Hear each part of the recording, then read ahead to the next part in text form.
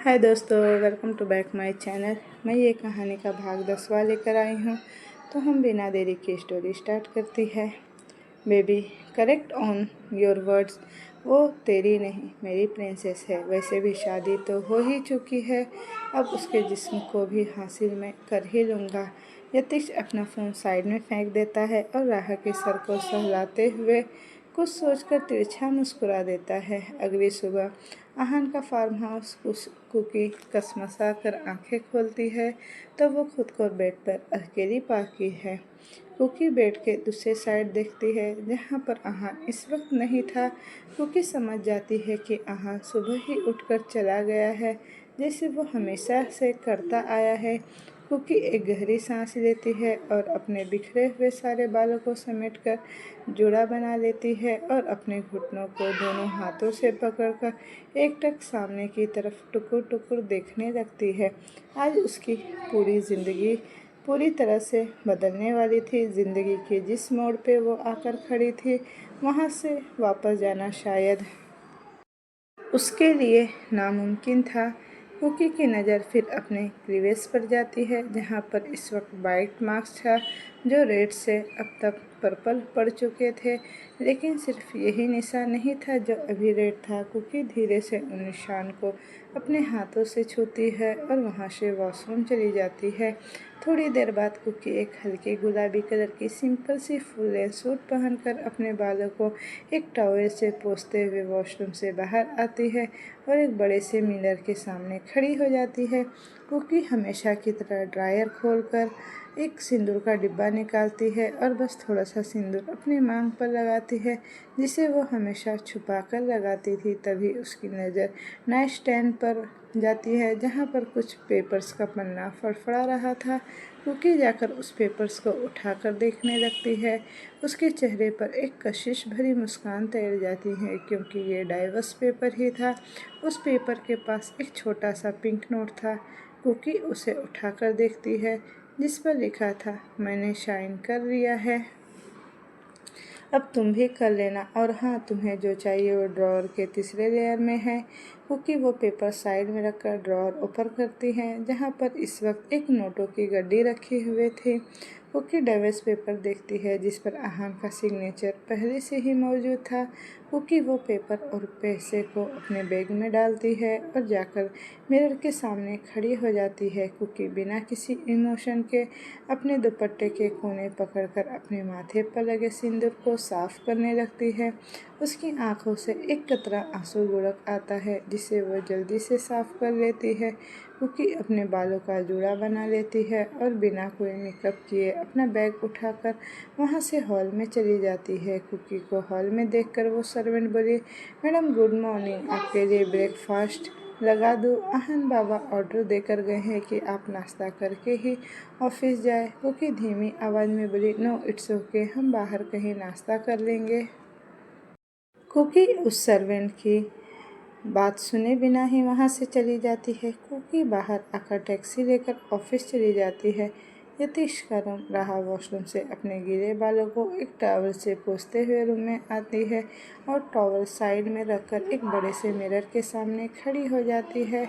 इस वक्त उसके गीले बालों से पानी की बूंदें टपक कर उसके सूट में कहीं खो रहे थे।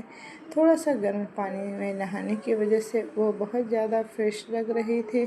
उसका सफ़ेद चेहरा भी गुलाबी रंगत का हो गया था। यतीश जो काउच पर लीन होकर अपने लैपटॉप को गोद में लिए कुछ काम कर रहा था, उसकी नज़र जैसे ही राह पर जाती है, उसकी दिल की धड़कनें बढ़ने लगती है। उसकी नज़र राह के घुटने से ऊपर उसके पेट पर जाती है, उसके क्लीवेज से होते हुए उसके सुर्ख लाल होठों पर जम सी जाती है।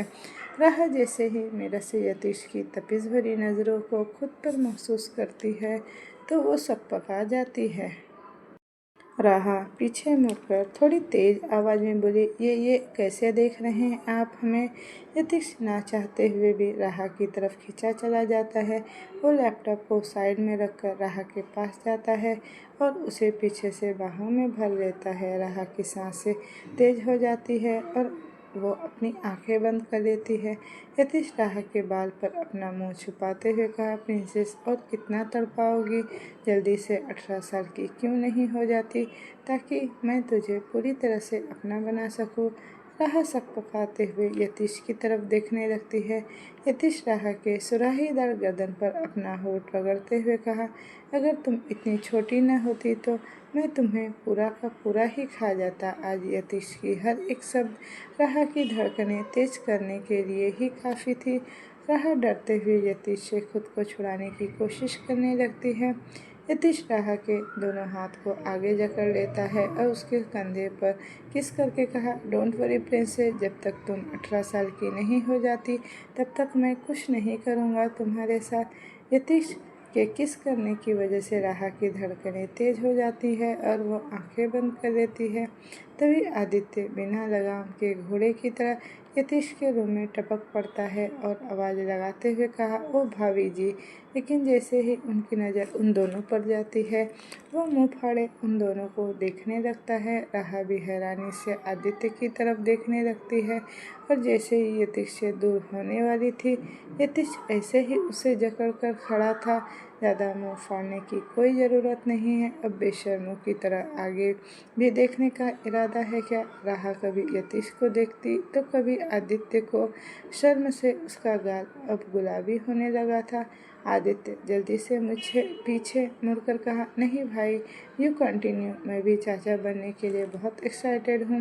राहा गुस्से से अपने छोटे छोटे दांतों से यतीश के हाथों को काट लेती है, लेकिन यतीश को तो कोई फर्क ही नहीं पड़ता। वो घूरकर राहा को देखता है। आदित्य 2 कदम आगे जाकर फिर से पीछे चला जाता है और हंसते हुए कहता है, भाभी जी। लेकिन भाई भाभी को ज़्यादा परेशान मत करना क्योंकि भाभी अभी बहुत छोटी है। शर्म से राहा का सर नीचे गड़े जा रहा था। वो अपने मन में बोली, ये दोनों भाई को तो बेशर्मी में ऑस्कर अवार्ड मिलना चाहिए। माँ दुर्गा, यहाँ कैसे कैसे बेशर्म लोग हैं। राहा छोटा सा चेहरा ऊपर उठाकर बनाकर देखती है। आदित्य थोड़े तेज आवाज़ में कहा, भाभी, भाई को माताश्री बुला रही हैं। सुना आपने मैंने क्या कहा? भाभी को मॉम बुला रही है। आदित्य जानबूझकर राहा को ये सुना रहा था और हंसते हुए वहाँ से चला जाता है। यतीश राहा को अपने गोद में उठा लेता है और काउच पर बैठ जाता है। यतीश ड्रॉवर से एक डिब्बा निकालता है तो राहा कन्फ्यूजन से यतीश के चेहरे को देखते हुए बोली, अब ये क्या है? यतीश डिब्बा खोलता है जहाँ पर सिंदूर था। यतीश अपनी उंगलियों से सिंदूर निकालकर राहा की मांग में भर देती है। यतीश उस ड्रायर से एक छोटा सा काले मोती वाला मंगलसूत्र भी निकालकर राहा के गले में पहनाते हुए कहा, अब तो सिर्फ मेरी प्रिंसेस ही नहीं, अब तो मिसेस यतीश सिंह रायजादा ही नहीं, ये एक सरनेम नहीं, तेरी ज़िंदगी मुझसे जुड़ चुकी है और मुझसे जुड़ने का मतलब मौत के द्वार पर कदम रखने के बराबर है। यतीश राहा के गाल को सहलाते हुए कहा, अब अपनी बचकानी हरकतें छोड़ दो। मेरे सामने बच्ची बनकर रहोगी तो मैं तुम्हें संभाल लूँगा, लेकिन ये दुनिया बहुत बेशर्म है। तेरी मासूमियत को लोग बेवकूफ़ी समझेंगे, लेकिन मैं तेरे चेहरे से मासूमियत कभी छीनने नहीं दूँगा। राहा उस मंगलसूत्र के साथ खेलते हुए यतीश की बातों को बहुत गौर से सुन रही थी।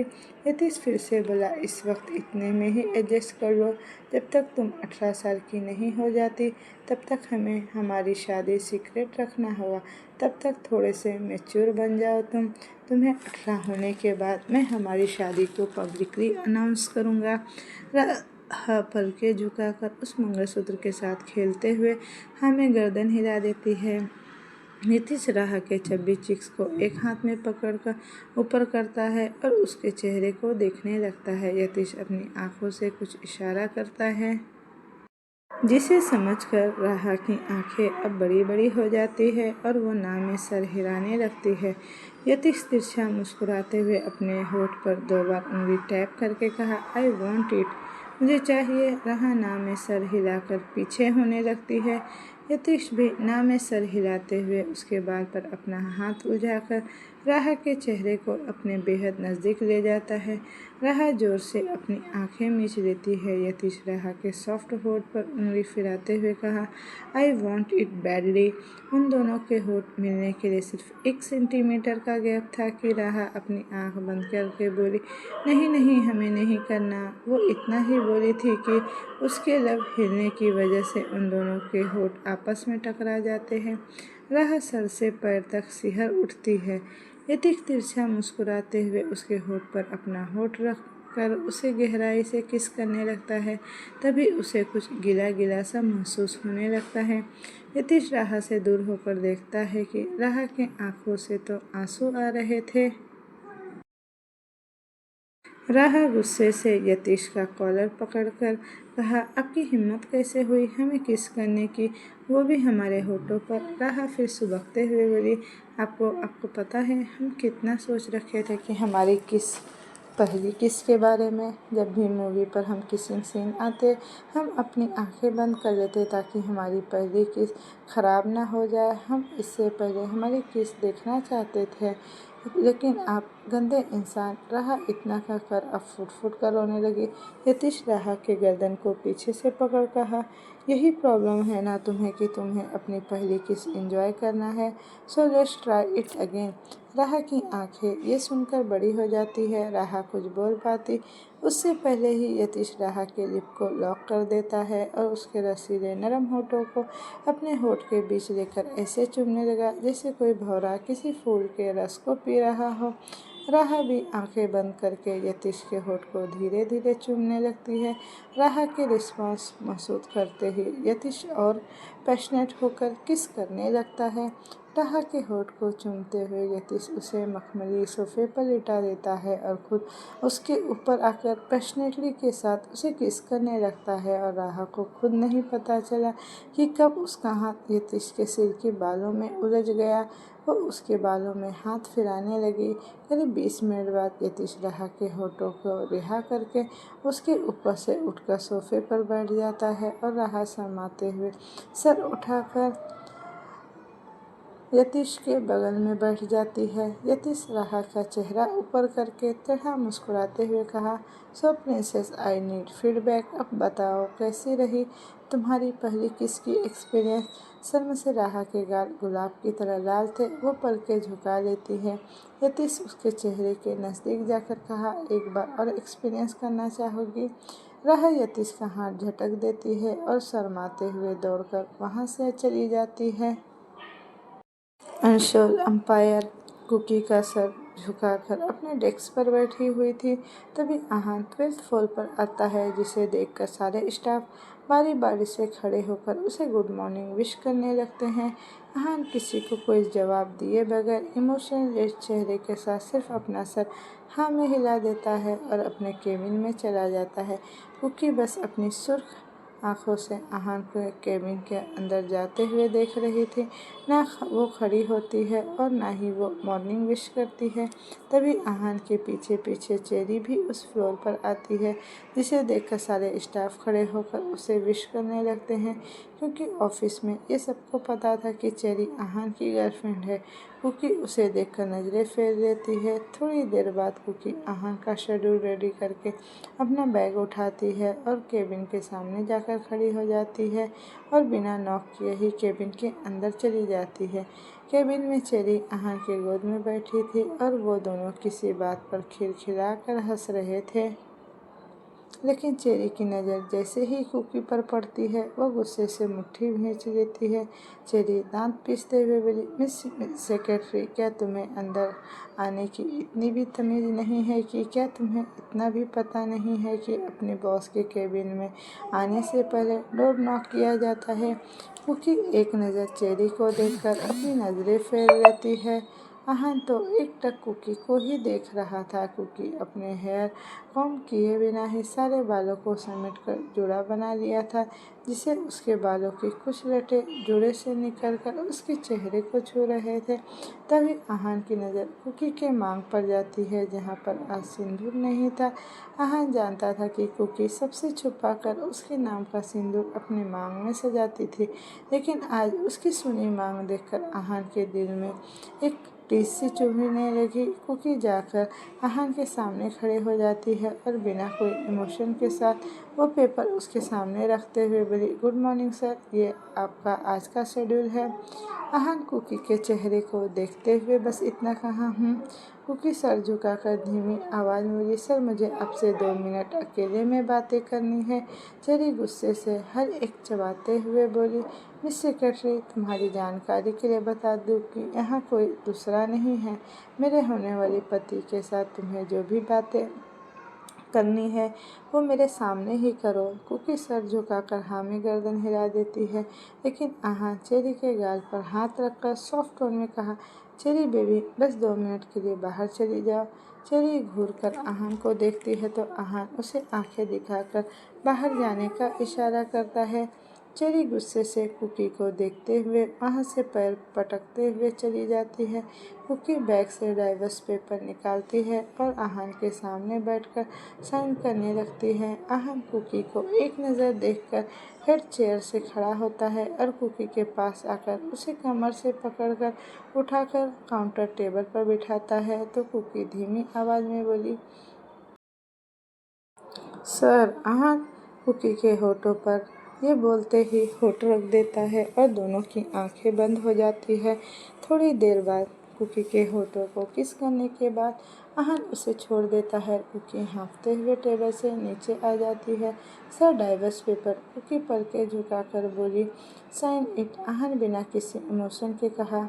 कुकी हाँ में गर्दन हिलाकर वहीं चेयर पर बैठ जाती है और पेन निकालकर साइन करने लगती है। कुकी के आंखों से एक कतरा आंसू लुढ़ककर उसके गाल पर आ जाता है और पेपर्स पर गिरता है।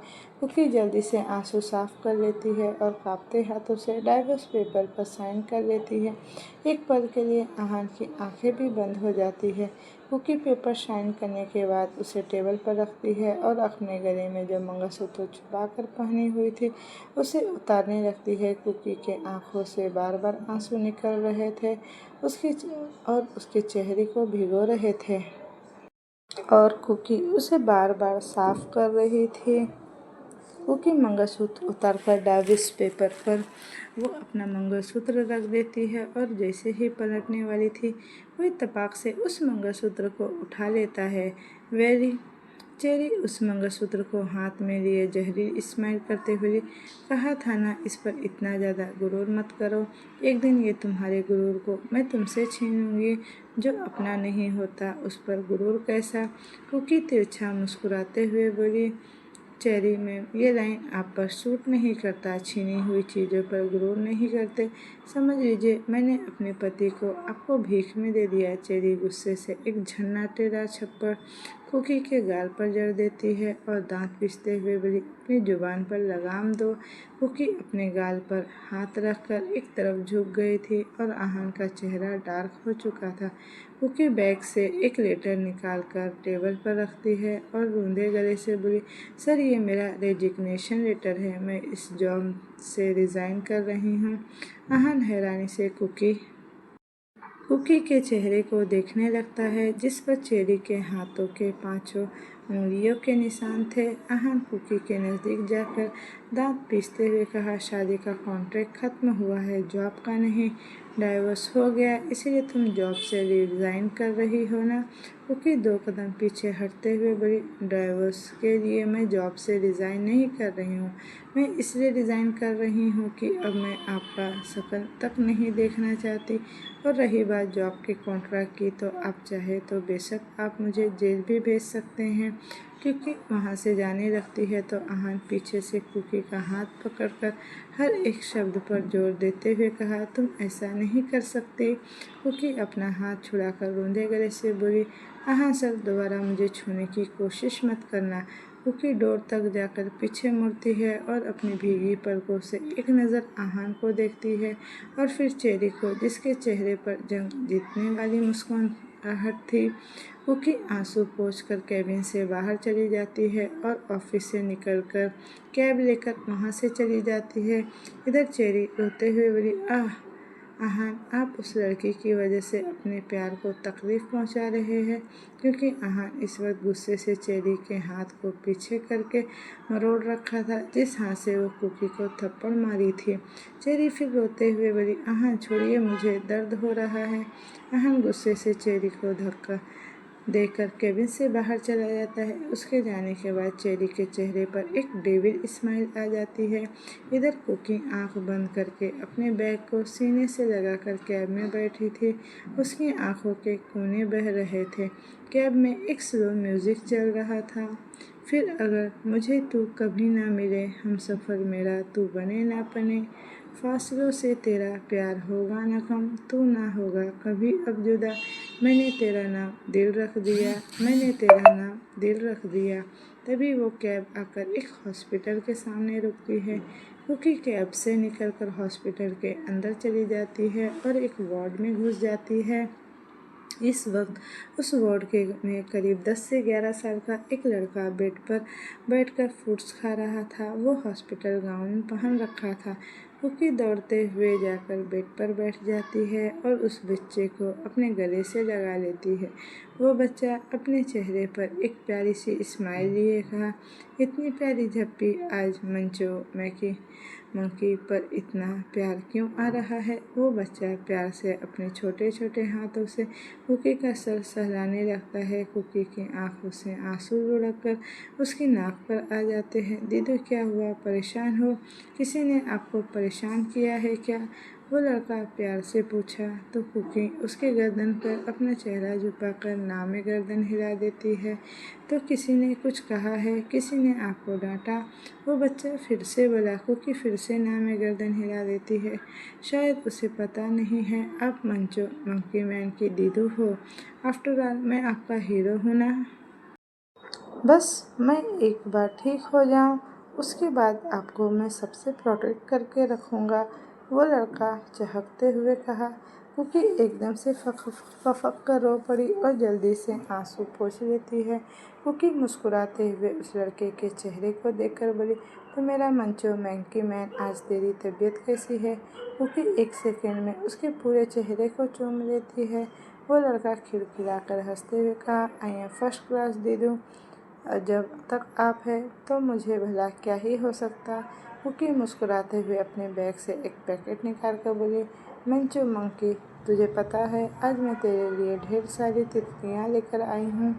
कुकी उस पैकेट के बहुत सारे प्लास्टिक बटरफ्लाई निकाल कर उस वार्ड के दीवार पर चिपकाने लगती है, जहाँ पर पहले से ही बहुत सारे बटरफ्लाइज चिपके हुए थे। वो लड़का, जिसका नाम तनिष था, वो प्यारी सी आवाज़ में कहा, आपको पता है दीदू, ये सारी तितलियाँ ना मुझे आप जैसे लगते हैं। कुकी खिलखिलाकर हंस पड़ती है और तनिष के सामने आकर बोली, मंकी मेरी टाइगर कहाँ है? तूने उसे ज़्यादा परेशान तो नहीं किया ना? तनिष हंसते हुए कहा, शायद आपके टाइगर वॉशरूम गए हैं। तभी डोर पर एक म्याऊं म्याऊं की आवाज़ आती है। कुकी पीछे मुड़कर देखती है तो वहाँ एक क्यूट सी बिल्ली थी। कुकी जल्दी से उसे गोद में उठाकर प्यार से मुस्कुराते हुए बोली, टाइगर, तूने मुझे मिस किया? वो बिल्ली फिर म्याऊं म्याऊं करके कुकी के गाल पर अपना गाल रगड़ने लगती है। कुकी खिलखिलाते हुए बोली, ओह मेरी बच्ची, मुझे इतना मिस किया तुमने? वो बिल्ली फिर से म्याऊं म्याऊं करने लगती है। तभी वहाँ पर एक हैंडसम सा दिखने वाला करीब 25 साल का एक डॉक्टर आकर तनिष की तरफ देखते हुए बोला, और चैम्प, क्या हाल है? आज आपकी तबीयत कैसी है? First class doctor Jain, Tanish चहकते हुए बोला। वो डॉक्टर फिर कुकी की तरफ देखकर मुस्कुराते हुए कहा, hey miss Cookie. Hello doctor Jain, Cookie मुस्कुराते हुए बोली। आप मेरे साथ चलिए, आपसे कुछ बातें करनी है, डॉक्टर जैन बोले। कुकी तनिष के पास जाकर अपने बैग से बहुत सारे टॉफ़ीज़ निकालकर उसे देते हुए बोली, मंकी मैं अभी आती हूँ, जाइए जाइए, आज डॉक्टर जैन आपको प्रपोज करने वाले हैं। तनिष हंसते हुए कहा। कुकी घूरकर तनिष को देखती है और डॉक्टर जैन के चेहरे पर एक प्यारी सी स्माइल आ जाती है। थोड़ी देर बाद कुकी डॉक्टर जैन के केबिन में बैठी हुई थी और डॉक्टर जैन उसके सामने बैठे हुए थे। कुकी सीरियस टोन में बोली, डॉक्टर जैन आपको पैसे की फ़िक्र करने की कोई ज़रूरत नहीं, आप मेरे भाई का प्रॉपर ट्रीटमेंट कीजिए और हाँ, 2 महीने के जो पेमेंट पेंडिंग थे मैं आज ही काउंटर पर जमा कर दूंगी। मिस कुकी बात सिर्फ पैसों की नहीं, आपके भाई को ब्लड कैंसर है, हमें जल्द से जल्द बोन मैरो ट्रांसफ़र के लिए कोई डोनर ढूंढना होगा, वरना मैं भी कुछ नहीं कर सकता। डॉक्टर जैन अपनी दोनों टेबल पर हाथ रखते हुए बोले। कुकी की आंखों से आंसू आ जाते हैं। कुकी भर्राए गले से बोली, डॉक्टर प्लीज़ प्लीज़ किसी डोनर को ढूंढिए ना। कुकी की आंखों में आंसू देखकर डॉक्टर जैन को तो अच्छा नहीं लग रहा था। हे मिस कुकी, डोंट क्राई, मैं पूरी कोशिश करूँगा किसी डोनर को ढूंढने की आपके भाई को, कि कोई डोनर मिल जाए। डॉक्टर जैन कुकी से बोले तो कुकी अपने आंसू पोंछ लेती है और हाँ में गर्दन हिलाते हुए बोली, thank you so much doctor Jain. Doctor Jain एक छोटी सी स्माइल के साथ बोले, वैसे मेरा नाम आस्तिक है। कुकी के चेहरे पर भी एक मुस्कान आ जाती है। कुकी बोली, वैसे मुझे पता है, थैंक यू आस्तिक, अब मैं चलती हूँ। कुकी वहाँ से उठकर चली जाती है और आस्तिक एकटक कुकी को जाते हुए देखने लगता है। कुकी जब वार्ड में पहुँचती है तो देखती है कि वहाँ छोटी पहले से मौजूद थी। कुकी हैरानी से बोली, छोटी तू कब आई? तनिक हंसते हुए कहा, जब आपके और डॉक्टर जैन के बीच में पर्सनल बातें चल रही थी तब छोटी दी आई। कुकी तनिष को घूरकर देखते हुए बोली, लगता है मंचो मैंकी से तो मेंटल मंकी बन गया है, ऐसा कुछ भी नहीं है। तनिष मुंह बना लेता है। कुकी तनिष के माथे पर किस करके बोली, मंकी मैं चलती हूँ, अपना ख्याल रखना। कुकी जैसे ही वहाँ से जाने वाली थी, तनिष उसका हाथ पकड़कर कहा, दीदू थोड़ी देर मेरे पास बैठिए ना। कुकी मुस्कुरा देती है और तनिष के पास बैठ जाती है। तनिष सीरियस टोन में कहा, दीदू एक बात पूछूं, सच सच बताना। कुकी हाँ में गर्दन हिला देती है। तनिष बोला, दीदू आप कहाँ से इतने सारे पैसे लाते हो? हमारे पास तो इतने सारे पैसे हैं ही नहीं ना। पूछने पर हर बार आप बात को टाल देती है। कुकी तनिष के गाल पर हाथ रख उसके सर को सहलाते हुए बोली, तेरी दी को एक मल्टीनेशनल कंपनी में जॉब मिल चुकी है, अब तेरे इलाज के लिए हमें पैसे की फ़िक्र करने की कोई ज़रूरत नहीं। कुकी का गला रूंध गया था। तनिष खुश होते हुए कहा, सच्ची? कुकी तनिष के माथे को चूमते हुए कहा, मुझे। छोटी मुस्कुराते हुए तनिष के सर पर टपली मारते हुए बोली, और नहीं तो क्या, हमारी दी क्या कम टैलेंटेड है जो उन्हें मल्टीनेशनल कंपनी में जॉब नहीं मिल चुकी है। तनिष हंसते हुए कहा, दीदू ये किसी विसी अब ना मुझे मत किया कीजिए, अब मैं बड़ा हो चुका हूँ, ये सब जीजू के लिए बचा के रखिए। हैरानी से कुकी की आंखें अब बड़ी हो जाती है। कुकी हकलाते हुए बोली, जीजू कौन जीजू? ओ दीदू, जब मैं ठीक हो जाऊंगा फिर पढ़ाई करूंगा, फिर बड़े होकर जॉब करूंगा, फिर आपकी शादी भी तो मुझे ही करवानी है ना। आखिर आपकी शादी की जिम्मेदारी तो मेरी ही है ना। तनिष छोटा सा मुंह बनाकर बोला। कुकी की पलकें झुक जाती है और वो जोर से अपने दुपट्टे को मुट्ठी में भरती है और तब के लिए ये किसी विसी अपने पास संभाल कर रखिए, मुझे वेस्ट मत कीजिए वरना जीजू बुरा मान जाएंगे। तनिष अपने 4 दांत दिखाकर कहा। कुकी एक गहरी सांस लेती है और मुस्कुराकर तनिष का बाल बिगाड़ते हुए बोली, मंचो मंकी कुछ ज़्यादा ही सयाना नहीं बनता जा रहा है तो? मंकी मुस्कुरा देता है और कुकी के सीने से लग जाता है। तभी कुकी को अपने हाथ पर कुछ गीला गीला सा महसूस होता है। कुकी जल्दी से तनिष का चेहरा ऊपर करके देखती है तो तनिष रो रहा था। कुकी तनिष के आंसू पोंछते हुए बोली, ए मंचो मैंकी, अब तुम क्यों रो रहे हो? अभी तो लंबा लंबा स्पीच दे रहे थे, तो अब क्या हुआ? तनिष भर्राए गले से कहा, दीदू आप मुझे कुछ नहीं होने दोगे ना? आप मुझे बचा तो लोगे ना? तनिष्क उम्मीद भरी नज़रों से कुकी के चेहरे को ही देख रहा था। कुकी के आंखों से भी आंसू आ जाते हैं। कुकी तनिष्क को गोद में उठाकर बोली, मुझ पर भरोसा है ना? तनिष्क हाँ में सर हिला देता है। उसकी आंखों में भी एक उम्मीद थी जो कुकी साफ साफ देख रही थी। कुकी अपने आंसू साफ करते हुए बोली, मंकी, मैं तुझे कुछ नहीं होने दूंगी। कुकी फिर धीमी आवाज़ में बोली, और उसके बदले मैं खुद क्यों न तबाह हो जाऊं? कुकी की धीमी आवाज़ तनिष्क को सुनाई नहीं देती। थोड़ी देर बाद तनिष्क कुकी की ही गोद में सो जाता है। कुकी तनिष्क को बेड पर लिटाकर उसके माथे पर किस करती है, फिर उसके हाथ को चूमकर ब्लैंकेट से उसे कवर करती है। कुकी छोटी को देखते हुए बोली, छोटी चले? छोटी हाँ में गर्दन हिला देती है और दोनों बहनें वहाँ से चली जाती है। थोड़ी देर बाद कुकी और छोटी एक कैफ़े में बैठे हुए थे। छोटी आंखें बड़ी बड़ी करके हैरानी से बोली, ये आप क्या बोल रही हैं दी? डाइवोर्स कभी न कभी तो ये होना ही था ना? इसका मतलब ये तो नहीं कि आप जॉब भी छोड़ देंगे? छोटी, मैंने डाइवोर्स की वजह से रिज़ाइन नहीं किया।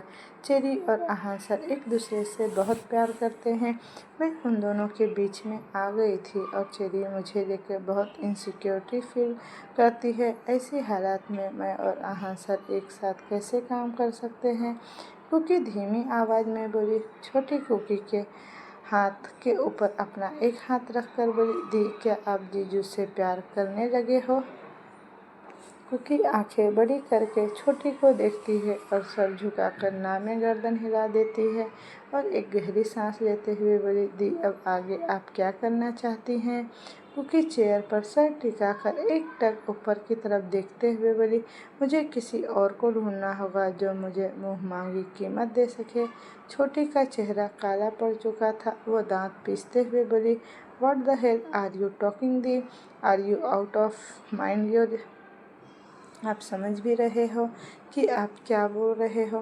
कुकी अपने निचले होठ को दांतों के तले दबाकर मुस्कुराते हुए बोली, और तुझे लगता है कि अब मैं किसी के घर की इज्जत बनने के लायक हूँ? छोटी चुप हो जाती है और अपना सर झुका लेती है। कुकी एक गहरी सांस लेते हुए बोली, लेकिन फ़िलहाल तो मुझे एक नौकरी की बहुत ज़रूरत है। वो दोनों बात कर ही रही थी कि कोई पीछे से आकर कुकी के सर पर मारता है। कुकी पीछे देखती है तो वो जाकर छोटी और कुकी के बीच वाले चेयर पर बैठकर मुस्कुराते हुए बैठता है और बोला, दोनों बहनें मिलकर यहाँ क्या खिचड़ी पका रही हो? कौन सी सीक्रेट बात चल रही है यहाँ? छोटी उसे देखकर मुस्कुराते हुए बोली, माहिर भैया, आप यहाँ कैसे? माहिर छोटी के गाल खींचते हुए कहा, बस तेरी दी मेरी नींद चैन उड़ा कर रखी है और तेरी दी के बिना ज़िंदगी बिना पहिए के गाड़ी की तरह चल रही है। माहिर कुकी की तरफ आए विंक करता है और कुकी घूरकर उसे देखती है और छोटा मुंह बनाकर बोली, एक्सक्यूज़ मी भैया, दी ने जॉब से रिज़ाइन कर दिया है। अब उन्हें एक नई जॉब की तलाश है। माहिर के चेहरे पर एक लंबी सी मुस्कान तैर जाती है। माहिर कुकी की तरफ देखकर बोला, अच्छा हुआ तुमने वो जॉब से रिज़ाइन कर दिया, वरना वो आहान जब देखो तब तुम पर बॉसगिरी झाड़ता रहता है। ये करो, वो करो, यहाँ आओ, वहाँ बैठो। क्योंकि सांस मतलब 3 दिन का काम 8 घंटे में तुमसे करवाता है। हक तो ऐसे जमाता है जैसे वो तुम्हारा बॉस नहीं पति है। कुकी बिना किसी इमोशन के बोली, माहिर, मुझे आपसे एक फेवर चाहिए, चाहे कैसी भी हो। मेरे लिए मेरे टाइप की एक जॉब ढूंढ दीजिए, मुझे इसकी अभी बहुत ज़रूरत है। तुम मेरे ऑफिस क्यों नहीं ज्वाइन कर लेती? बॉस से मैं तुम्हारी रिकमेंड करूँगा, वो तुम्हें जॉब पर रख लेंगे। माहिर बोला। कुकी के चेहरे पर एक स्माइल आ जाती है। कुकी बोली, थैंक यू सो मच माहिर, और इसी बहाने रोज़ मुलाकात भी हो जाएगी। माहिर अपने बालों में हाथ फेरते हुए बोला, मेरी दी को छेड़ना बंद कीजिए माहिर भैया, वरना ये गर्म कॉफ़ी आपके चेहरे पर उड़ेल दूँगी। छोटी गुस्से से बोली। माहिर खा जाने वाली नज़रों से छोटी को घूर कर देखता है।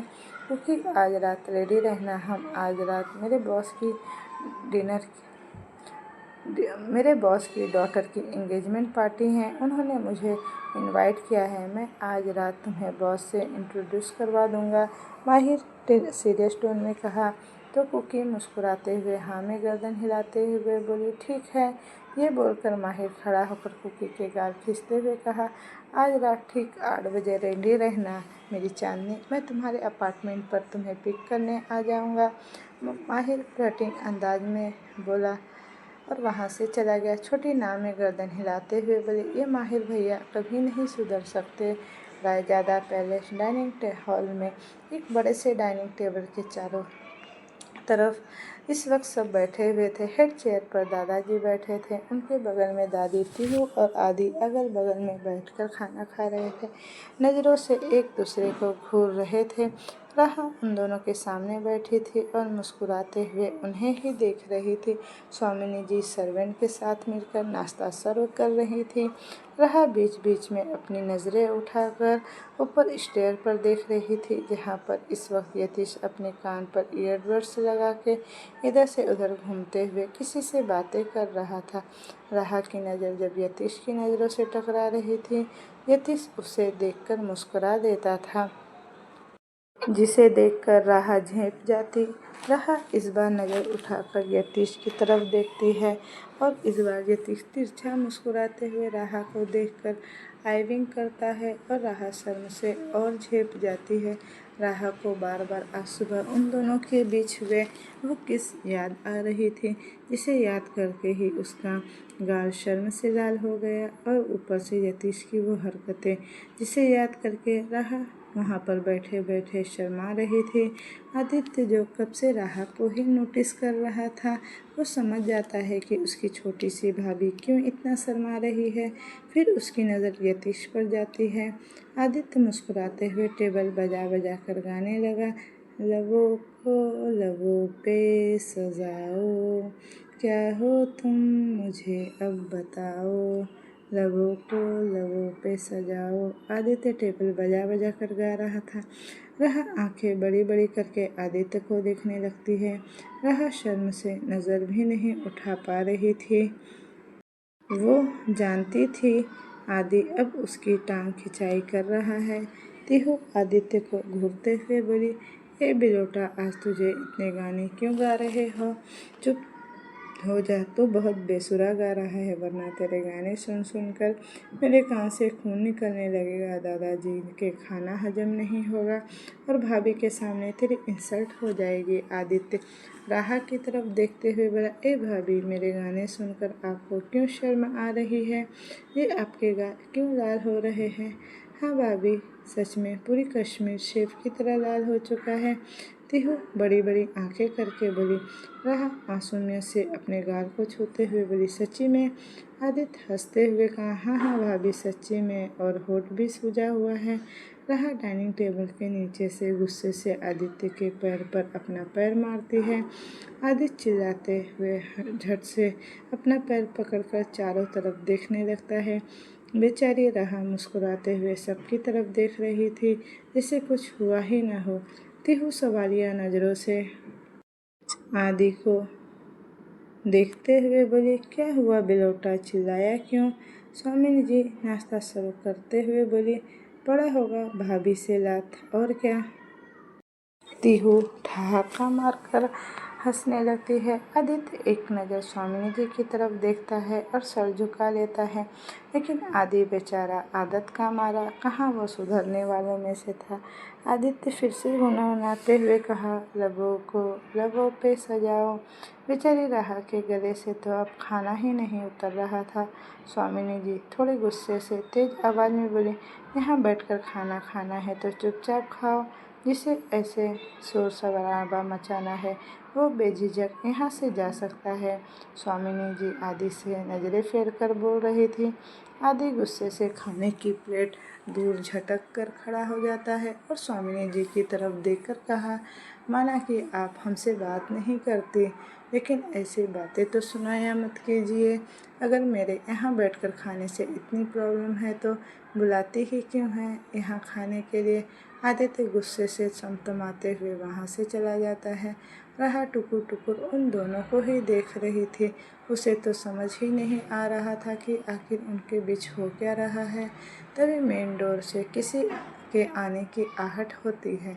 सभी उस तरफ देखने लगते हैं तो वहाँ एक आदमी खड़ा था जो वेल फिटेड फॉर्मल सूट पहना हुआ था। उसके पास एक लड़की खड़ी थी जो मुस्कुराते हुए ही सबको देख रही थी। कंधे तक आ रहे उसके स्टाइलिश बाल, वन पीस शॉर्ट ड्रेस और चेहरे का मेकअप। उस लड़की के पास एक औरत अकड़ कर खड़ी थी। उन तीनों को देखकर यतीश का चेहरा अब डार्क हो गया था और आंखें सर्द। राहा उन दोनों को देखकर तिहु से बोली, तिहु ये लोग कौन है? इन्हें तो पहले कभी पैलेस में नहीं देखा। तभी दादी बोली, वो आदमी यतीश के डैड है और वो औरत यतीश की बुआ और वो लड़की उसकी बुआ की बेटी शबनम। राहा हाँ में गर्दन हिलाकर वहाँ खड़ी होती है और उन तीनों की तरफ देखने लगती है। राहा जैसे ही उस आदमी के पैर छूने वाली थी, यतीश ऊपर से चिल्लाते हुए कहा, कोई ज़रूरत नहीं है प्रिंसेस उस आदमी के पैर छूने की। उनका हाथ कभी किसी को आशीर्वाद देने के लिए उठ नहीं सकता और मुंह खुलता भी है तो सिर्फ जहर ही उगलता है वो। राहा ऊपर की तरफ देखकर प्यारी सी आवाज़ में बोली, लेकिन ये आपके पापा हैं ना? यतीश दीवार पर अपना हाथ मारते हुए कहा, मेरा कोई बाप नहीं है। मेरा बाप 16 साल पहले ही मर चुका है। ये सिर्फ मिस्टर रायजादा है। तभी दादाजी मिस्टर रायजादा की कॉलर पकड़कर गुस्से से बोले, तेरी हिम्मत कैसे हुई वीरेंद्र मेरे घर के दहलीज पर कदम रखने की? दादाजी फिर बॉडीगार्ड्स की तरफ देखते हुए बोले, धक्का मारकर बाहर निकालो इसे, मुझे बर्दाश्त नहीं इसका साया तक मेरे घर में। वीरेंद्र अपने चेहरे पर शैतानी मुस्कुराहट लिए बोला, पिताजी नमस्ते। थोड़ी देर में आप सबको पता चल जाएगा कि मैं यहाँ क्यों आया हूँ। उससे पहले मेरी बहू से तो मिल लीजिए। वीरेंद्र राहा के सामने आकर उसे ऊपर से नीचे तक देखते हुए कहा, यतीश बेटा, अपने पापा को तो नहीं बताया कि आपने शादी कर लिया? यतीश शर्द चेहरे के साथ लंबे कदम लिए स्टेयर से नीचे आने लगता है। वीरेंद्र राहा की तरफ देखते हुए कहा, बेटा, शायद आपके माँ बाप ने आपको संस्कार नहीं दिया कि बड़े लोगों के पैर छूते हैं। फिर कुछ सोचते हुए कहा, ओहो, सिखाएंगे कैसे? आपके तो माँ बाप ही नहीं है। यतीश झटके से राहा को अपने पीछे करता है और खुद वीरेंद्र के सामने खड़ा हो जाता है। यतीश तिरछा मुस्कुराते हुए कहा, मिस्टर रायजादा, लगता है यहाँ आने से पहले आपने मेरी प्रिंसेस के जन्म कुंडली तक स्टडी करके आए हैं।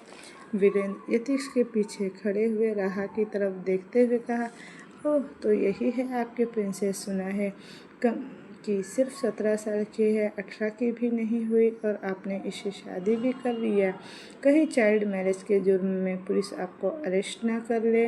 यतीश तिरछा मुस्कुराते हुए कहा, मिस्टर रायजादा, आज तक कोई ऐसी हवालात नहीं बनी जो यतीश सिंह रायजादा को बांध कर रख सके, और आपके जैसा घटिया इंसान तो मैं हूँ नहीं कि बीवी बच्चों के रहते हुए बाहर वाली औरतों पर मैं मुंह मारता फिरूं। वीरेंद्र गुस्से से जैसे ही यतीश के कॉलर पकड़ने वाला था, यतीश झटके से उनका हाथ पकड़कर कहा, सोचना भी मत मिस्टर रायजादा, मैं अब वो 11 साल का बच्चा नहीं हूँ जिसे आप डरा धमका कर चुप करवा दे। वीरेंद्र यतीश के सीने पर हाथ रखकर उसे दूर झटक देता है। यतीश डेविड स्माइल करते हुए कहा, सच चुभ रहा है। तभी शबनम मुस्कुराते हुए यतीश के सामने आती है और जैसे ही उसके गले लगने वाली थी, यतीश घूरकर उसे देखता है और 2 कदम पीछे हट जाता है। शबनम अपनी बाहें छोटी करके मुस्कुराते हुए बोली, Yati, I miss you so much, कैसे हो तुम? राहा गुस्से से मुट्ठी बनाकर शबनम को देख रही थी। राहा तिहु के कान में बोली, यह चुड़ैल कौन है? क्यों आपके भाई से ऐसे चिपकने की कोशिश कर रही है? वो दूर की रिश्तेदार है, तिहु बोली। राहा गुस्से से बोली, दूर की रिश्तेदार है तो पास आने की क्यों खुजली हो रही है? दूर रहकर भी तो बातें कर सकती है ना वो। तिहु हंसते हुए बोली, इतनी भी दूर की नहीं है, बुआ जी की बेटी है। यतीश शबनम को देखकर चिल्लाते हुए कहा, शट अप, तुम दोनों माँ बेटे यहाँ रिश्तेदारी निभाने आए हो ना, तो अंदर जाकर आराम फरमाओ। यहाँ हमारी फैमिली मैटर में तुम दोनों की कोई काम नहीं है। राहा के दिल को एक ठंडक मिलती है वो मुस्कुराते हुए यतीश की बधाई देने लगती है। बुआ जी दांत किटकिटाते हुए अपने मन में बोली, एक बार तुम्हारी शादी शबनम से हो जाए, फिर तुम्हारी ये साड़ी हेकड़ी निकालती हूँ मैं। शबनम को शर्मिंदगी महसूस हो रही थी। वो दांत चबाते हुए अपने मन में बोली, I swear on God Yatish, कल सुबह तुम मेरी बाहों में होंगे। शबनम और बुआ जी दोनों गुस्से से अंदर चले जाते हैं। इधर हॉल में दादी जी गुस्से से वीरेंद्र के पास आते हैं और जैसे ही उन्हें थप्पड़ मारने वाले थे, वीरेंद्र उनका हाथ हवा में रोकते हुए कहा, माँ अब वो घिसा पिटा भाषण देना स्टार्ट मत कर दीजिएगा। दादी जी भर्राए गले से बोली, तेरी हिम्मत को तो दाद देनी पड़ेगी वीरेंद्र। स्वामी जी को इतना सताने के बाद, रुलाने और उसे तड़पाने के बाद यहाँ फिर से मुंह उठाकर चला आया। स्वामिनी जी इस वक्त चेयर पर बैठकर अपने दोनों हाथ पर सर रखकर रो रही थी। ये कैसी हालत आ पहुंची थी। आप बाप बेटे दुश्मन बनकर एक दूसरे के सामने खड़े थे। तिहु उन्हें संभालने की नाकामयाब कोशिश कर रही थी। वीरेंद्र यतीश की तरफ देखते कहा, बेटा मुझे आपसे एक ज़रूरी बात करनी है, क्या हम सोफे पर बैठकर बातें कर सकते हैं? स्वामिनी, क्या तुम हमारे लिए कॉफ़ी बना सकती हो? मेरी माँ की तरफ नज़र उठाकर भी देखा तो यहीं जिंदा गाड़ दूंगा। यतीश दांत चबाते हुए कहा। दोनों जाकर सोफे पर बैठ जाते हैं और एक दूसरे को खा जाने वाली नज़रों से घूरने लगते हैं। तभी वहाँ पर मिस्टर माथुर अपने हाथ में एक फाइल लिए आते हैं और वीरेंद्र की तरफ बढ़ा देते हैं। वीरेंद्र माथुर अंशुल अंपायर का लॉयर था। बिजनेस से रिलेटेड सभी केसेस वही देखता था। वीरेंद्र फाइल लेकर यतीश के सामने फेंक देता है और हाथ बढ़ाकर उसे पढ़ने का इशारा करता है। यतीश शान से अपने एक पैर पर दूसरा पैर रखकर उस फाइल को पढ़ने लगता है। यतीश जैसे जैसे फाइल पढ़ता जा रहा था, उसका चेहरा डार्क और नीला होते जा रहा था। राह डर से चूहे की तरह तिहु के पीछे छुप जाती है। यतीश अपनी जगह से खड़ा होता है और दादाजी के सामने आता है और उस फाइल को दिखाकर सर्द आवाज़ में बस इतना कहा, दादाजी क्या ये वसीयत आपने बनाए थे? दादाजी हाँ में गर्दन हिलाते हुए बोले, 15 साल पहले मैंने ही बनाए थे। यतीश गुस्से से फाइल को टेबल पर पटकता है और चिल्लाकर कहा, मैं ऐसी कोई शर्त मानने के लिए बाध्य नहीं हूँ। यतीश का चेहरा देखकर एक पल के लिए सब डर गए। यतीश लंबे लंबे कदम लिए वहाँ से चला गया। वीरेंद्र के चेहरे पर एक शातिर मुस्कुराहट थी। स्वामिनी जी भर्राए गले से बोली, पापा उस फाइल में ऐसा क्या है? वीरेंद्र स्वामिनी जी की तरफ देखकर कहा, स्वामिनी जी मिस्टर माथुर को बोलने दो। स्वामिनी जी नज़रें फेर लेती है। वीरेंद्र के इशारा पाकर मिस्टर माथुर बोले, इस वसीयत के हिसाब से यतीश सर को एक दिन के अंदर ही शादी करनी होगी, क्योंकि वसीयत के हिसाब से कल आखिरी तारीख है शादी की और 1 साल के अंदर उन्हें रायजादा ख़ानदान को वारिस देना होगा। अगर उन्हें ऐसा नहीं किया तो कल के बाद अंशुल अंपायर के साथ साथ सारे रायजाद को रायजादा की हो जाएगी। यहाँ तक कि ये घर, 3 अनाथ आश्रय और 2 ट्रस्ट जो उनके नाम है वो सारी रायजादा के नाम हो जाएगी। स्वामिनी जी के साथ साथ बाकी सब खड़े दंग से उन्हें देख रहे। स्वामिनी जी बोली, लेकिन यतीश की तो शादी हो चुकी है राहा से। मिस्टर माथुर सर झुकाकर बोले, सॉरी मैम, लेकिन ये शादी लीगल नहीं है। इनकी शादी तो रजिस्टर भी नहीं हो सकती, क्योंकि राहा मैम अभी तक 18 की नहीं हुई है, वो अभी तक नाबालिग है।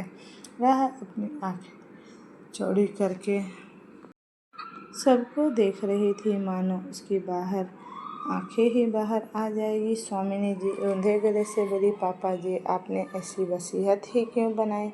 अगर बनाई भी तो किसी को कुछ कहा क्यों नहीं? दादाजी बोले, मुझे गलत मत समझो बेटा, उस वक्त हालत ही ऐसी थी। वीरेंद्र ने जो तुम्हारे साथ किया, उस हालत में गुजर कर यतीश का भरोसा शादी के ऊपर से उड़ गया था। मुझे डर था कि वो आगे चलकर अपने बाप को देखकर वो शादी ही ना करे, इसीलिए मैंने ये वसीयत बनाए थे ताकि यतीश शादी करने के लिए मजबूर हो जाए। स्वामिनी जी फफक कर रो पड़ी। स्वामिनी जी राहा की तरफ देखते हुए बोली, पहले पति ने मेरे साथ वो सब किया, फिर मैंने यतीश के बचपन को छीन लिया और अब मैं मेरी बेटी को खोना नहीं चाहती।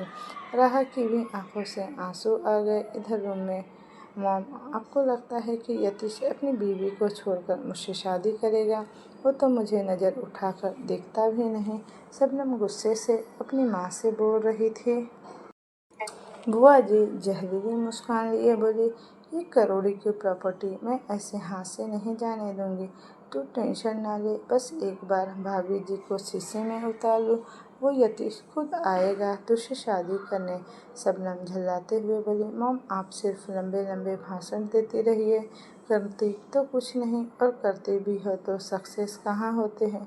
अगर इस बार आपके प्लान फेल हुए ना तो ये यतीश का बच्चे मुझे बुआ कहकर बुलाएंगे। तैयार रहना आप बुआ दादी बनने के लिए।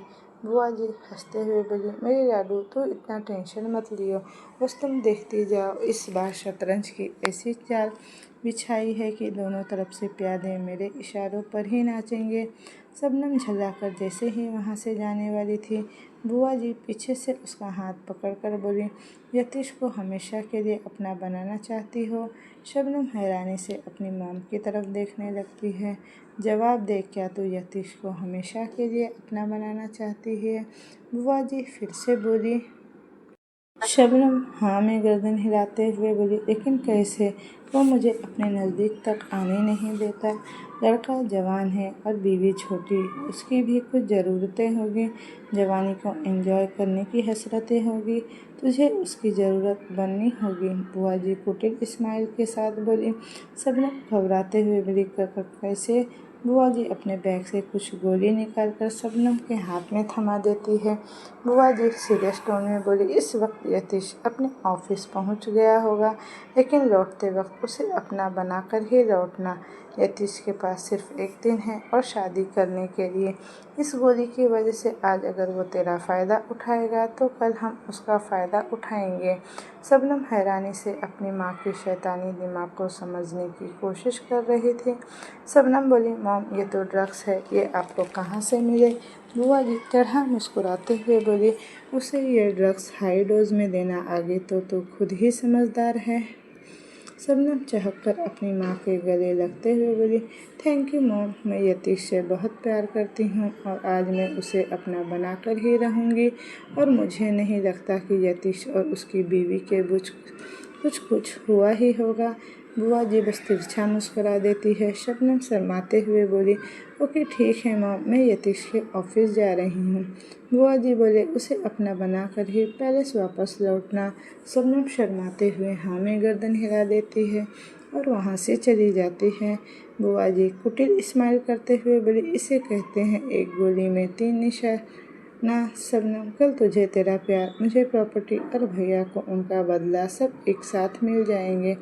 तो दोस्तों ये कहानी आज मैं यहीं तक रहने देती हूँ। इसका नेक्स्ट पार्ट मैं जल्दी ही लेकर आऊँगी। Thank you for watching. Bye bye.